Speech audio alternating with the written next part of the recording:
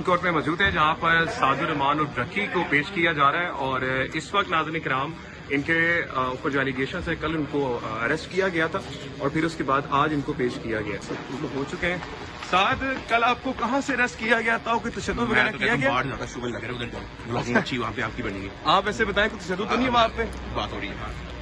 मुझे ये बताइएगा कि जो गैम्बलिंग का इल्जाम लगा है, आप एक इन्फ्लुएंसर हैं, आपके बड़ी जिम्मेदारियां हैं, तो आपको लगता है कि इस वक्त आपको थोड़ी मेच्योरिटी का इजहार करना चाहिए भाई? जी साहब इस वक्त साथ को आप देख सकते हैं जिनको इस वक्त अरेस्ट किया गया था और अब इनको पेश किया जा रहा है।